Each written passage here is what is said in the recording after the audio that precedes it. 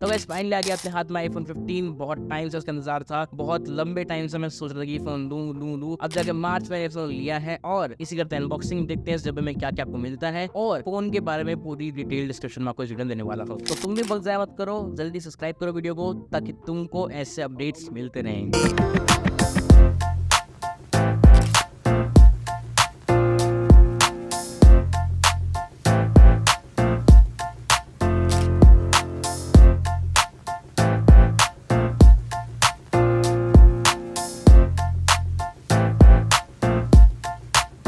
तो यार देखो, पीछे से देखने से फोन बिल्कुल 13, 14 नॉन प्रो मॉडल कर सकता है। बिल्कुल कैमरा अलाइनमेंट 13 और 14 नॉन प्रो सीरीज जैसा ही है।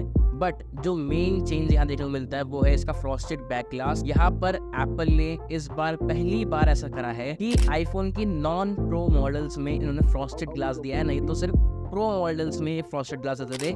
बट अब इसका लुक और प्रीमियम हो गया है भाई। 80,000 रुपये तुम चीज में खर्च कर रहे हो और उसमें चीप लुक देना एप्पल बिल्कुल नहीं चाहता। और अगर बात करें इसके बैक ग्लास की तो भाई अब इसकी रिपेयरिंग कॉस्ट भी बहुत ज्यादा कम हो गई है। जहां इसके बैक ग्लास की रिपेयरिंग कॉस्ट 20 से 25,000 रुपए थी, अब इसकी रिपेयरिंग कॉस्ट 15,000 रुपए तक हो गई, क्योंकि ये फ्रॉस्टेड ग्लास इजीली चेंजेबल है। नेक्स्ट वन बात करते हैं इसके टाइप सी के बारे में। भाई बहुत सारी बात चल रही थी इसके टाइप सी के बारे में और फाइनली टाइप सी एप्पल ने दे दिया है अपने यूजर की सुनी। मतलब मेरा मतलब है यूरोपियन यूनियन की सुनने के बाद एप्पल ने फाइनली अपने आईफोन 15 सीरीज को टाइप सी पोर्ट दे दिया है। लेकिन यहाँ पर भी एप्पल ने चिंदी चोरी बहुत ज्यादा करी है, क्योंकि नॉन प्रो मॉडल्स में आपको USB 2.0 देखने को मिलता है, ना कि 3.0। यार एप्पल एक सही बात बताऊं, USB 2.0 जो है ना वो सैमसंग शॉमी जैसी कंपनी 2010 से यूज करती आ रही है और तुमने अब 2024 में USB पोर्ट दिया, वो भी 2.0। भाई इतनी स्लो स्पीड है इस चीज की कि कोई हद ही नहीं है। अब फटाफट से बात करते हैं इसके बैटरी के बारे में। भाई बैटरी इसकी बहुत अच्छी तरह से बैकअप देती है,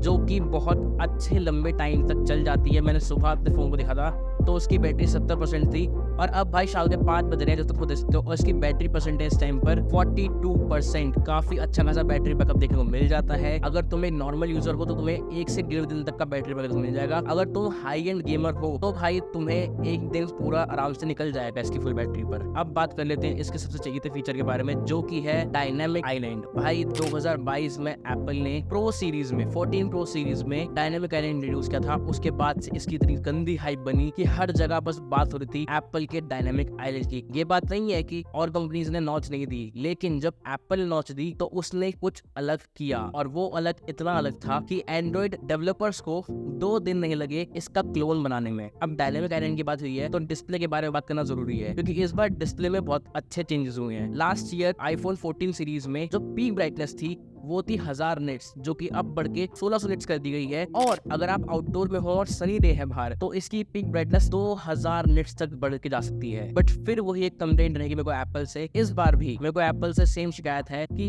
लगातार 3 सालों से, यानी कि 2021 में जब 13 सीरीज लॉन्च हुई थी उसमें प्रोमोशनल डिस्प्ले लॉन्च हुआ था, आज 2024 आने को आया है, अभी तक उनके नॉन प्रो मॉडल्स में प्रोमोशन क्या 90 हर्ट्ज की डिस्प्ले देखने को मिलती। अभी भी इसमें 60 हर्ट्ज की डिस्प्ले आपको देखने को मिल जाती है, जो कि बहुत ज्यादा डाउनसाइड है। अगर आप 80,000 रुपए फोन पर खर्च कर रहे हो तो आप एक्सपेक्ट करोगे कि भाई उसमें कम से कम प्रो मोशन डिस्प्ले या फिर 90 हर्ट्ज का डिस्प्ले तो वो ही हो। आजकल तो भाई 10-20 हजार वाले फोन में भी 90 हर्ट्ज का रिफ्रेश रेट देखने को मिल जाता है। इसके डिस्प्ले क्या बात करें तो भाई ये है OLED super retina XDR display, यानी कि फुल HD डिस्प्ले है जिसमें कि OLED लगा हुआ है। पहली बार एप्पल की किसी नॉन प्रो मॉडल में OLED डिस्प्ले देखने को मिला है, जो कि बहुत ही बोल्ड मूव था एप्पल तरफ से। अब ज्यादा टाइम वेस्ट नहीं करता, फटाफट से बात करते हैं इस कैमरा के बारे में। भाई कैमरा इसका लाजवाब है। इसके कैमरा सैंपल्स तो खुद से देख सकते हो कितने प्यारे कैमरा सैंपल्स हैं, क्योंकि इसमें पहली बार एप्पल ने यूज किया है 48 मेगापिक्सल कैमरा। लास्ट ईयर है कि आईफोन 14 सीरीज तक एप्पल यूज करता आ रहा था 12 मेगापिक्सल कैमरा, जो कि बहुत ही बेसिक फोटोज खींचता था। लेकिन